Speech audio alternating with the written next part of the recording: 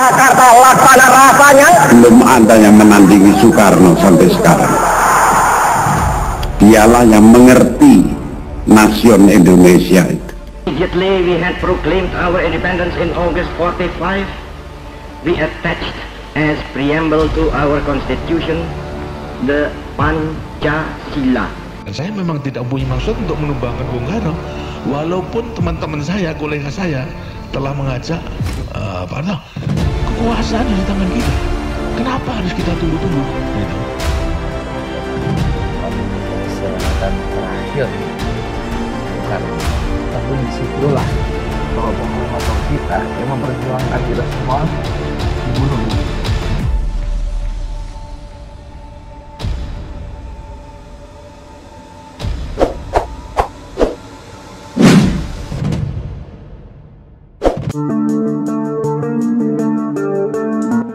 Bangunan yang terletak di Jalan Gatot Subroto nomor 14 Jakarta itu masih berdiri kokoh. Bangunan ini kini digunakan sebagai Museum Satria Mandala milik TNI. Mulai dari halaman depan hingga bagian belakang hingga bagian dalam gedung masih penuh berisi dengan benda-benda berbau militer. Masuk ke dalam ruang utama, dua bilah pintu dengan tinggi mencapai 2 meter dan lebar masing-masing sekitar 1,25 meter menyambut setiap orang. Usai melewati pintu utama, sebuah replika teks proklamasi yang memenuhi hampir 2/3 dinding dengan tinggi sekitar 3 meter langsung menyambut mata. Namun demikian, tak banyak benda yang identik dengan Soekarno maupun Dewi terpampang di dalam bangunan ini. Jika dapat disebut sebagai komplek rumah, maka Wisma Yasu terbagi menjadi beberapa gedung yang tersambung menjadi satu kesatuan. Sesampai di ujung gedung utama, orang diharuskan berbelok ke kanan dan menemukan ruangan yang luas dengan berbagai pajangan bintang jasa. Mungkin akan sedikit bingung jika berada di ruang itu karena tidak ada akses sama sekali untuk berpindah ke ruangan lain. Tetapi jika diteliti, di sana terdapat sebuah tangga yang menghubungkan ruang di bawah yang kini berfungsi sebagai ruang penyimpanan senjata. Saat di dalam pun hanya ada satu akses, yakni sebuah pintu yang akan menghubungkan dengan halaman belakang gedung utama. Hampir tak ada jejak Soekarno, sang proklamator Republik Indonesia di sana. Padahal zaman dahulu bangunan ini bernama Wisma Yasu. Insinyur Soekarno membangun wisma ini untuk sang istri kelima, Naoko Nemoto, yang kemudian diberi nama Ratna Sari Dewi. Bangunan tersebut dulu rumahnya Soekarno sewaktu menjadi presiden. Wisma Yasu memang dibangun oleh Soekarno untuk beristirahat melepas lelah usai menjalankan tugas sebagai kepala negara. Di rumah itu pun Soekarno memadu kasih dengan sang Dewi hingga istrinya mengandung seorang anak yang dikenal dengan nama Kartika Sari Dewi. Namun bayangan kesenangan yang dulu diidamkan oleh Insinyur Soekarno akhirnya hilang seketika saat rezim pemerintahan dipegang oleh Soeharto. Saya memang tidak punya maksud untuk menumbangkan Bung Karno, walaupun teman-teman saya, kolega saya telah mengajak kekuasaan di tangan kita. Kenapa harus kita tunggu-tunggu? Gitu.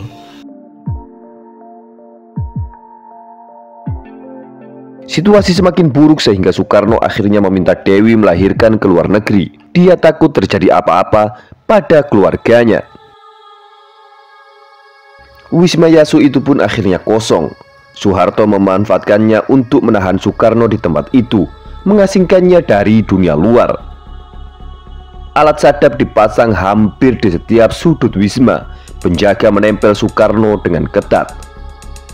Soekarno juga tidak ditempatkan di gedung utama. Sang proklamator tersebut harus mendekam di sebuah ruangan pengap yang berukuran 10 kali 15 meter. Gedung itu diberi nama Makita Loka yang kini berfungsi sebagai ruang kepala museum. Di tempat tahanan tersebut bahkan tidak terdapat kamar mandi.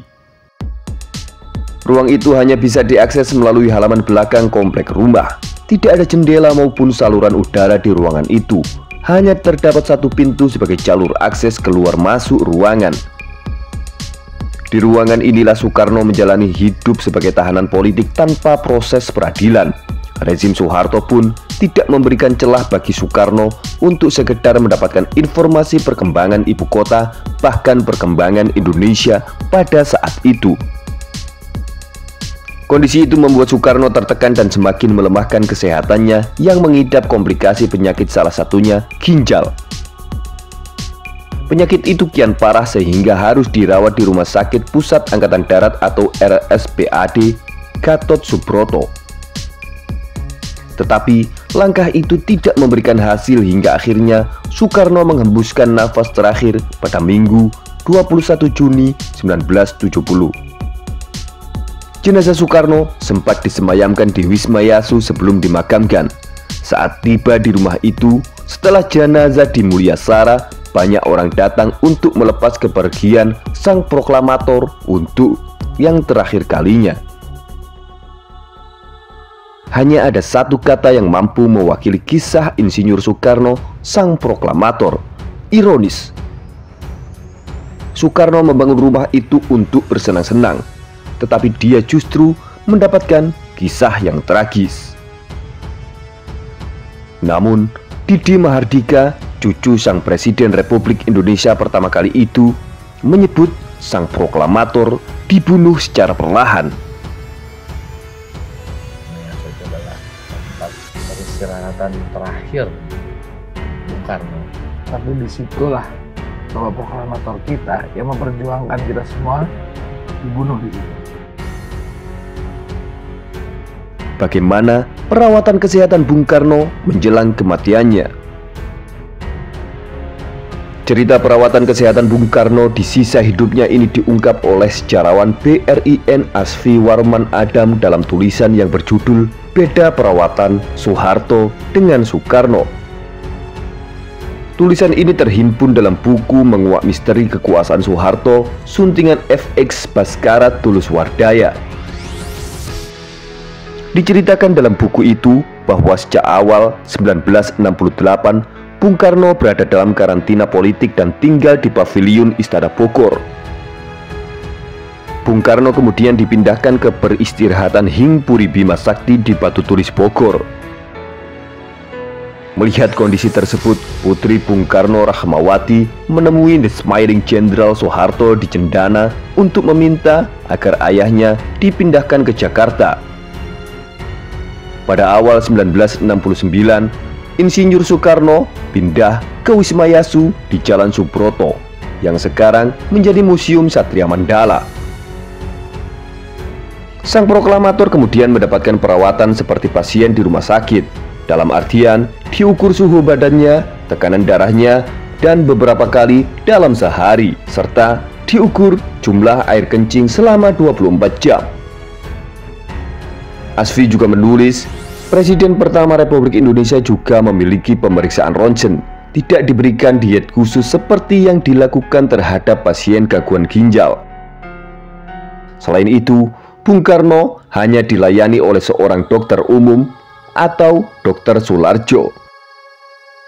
Bung Karno tidak pernah mendapatkan penanganan khusus dari dokter spesialis. Ketika kondisi Bung Karno kritis, Profesor Mahar Marjono, guru besar Universitas Indonesia, sempat menceritakan kepada Dr. Kartono Muhammad bahwa obat yang diresepkannya hanya disimpan di laci oleh dokter yang berpangkat tinggi.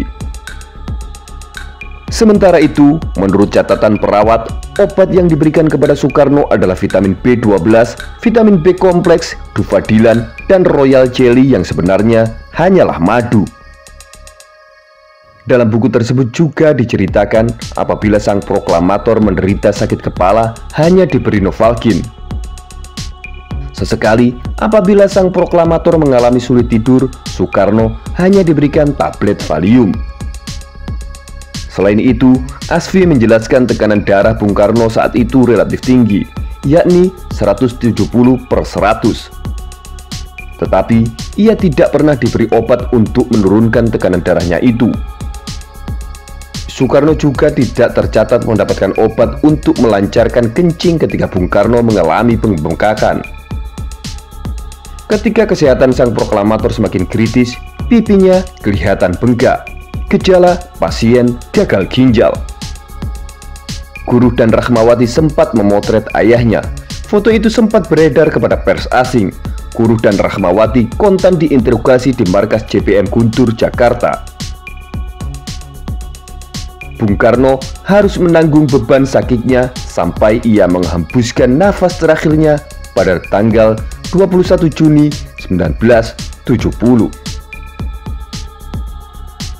Soekarno dibunuh 2 kali.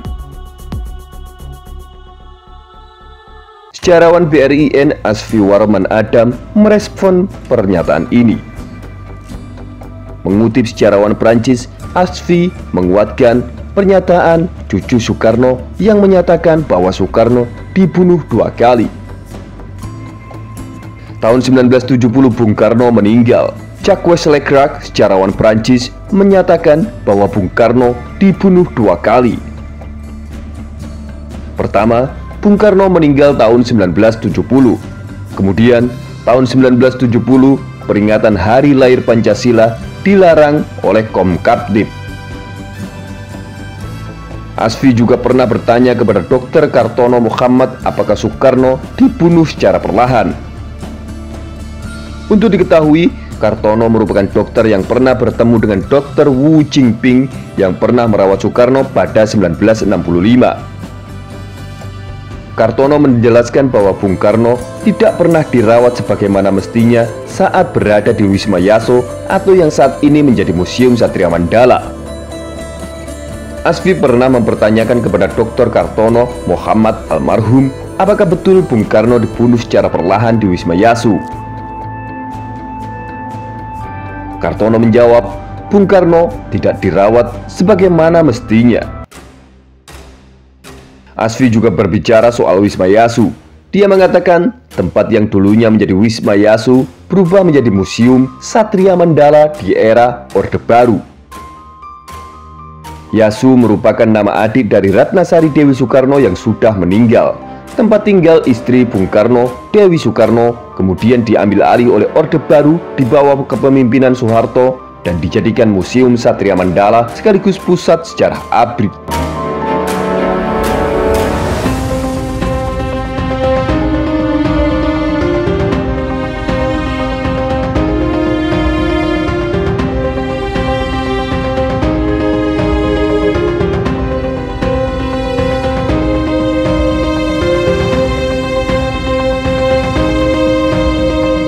Karena itu juga Soekarno lah yang tidak jemu-jemunya menganjurkan tentang nation and character building.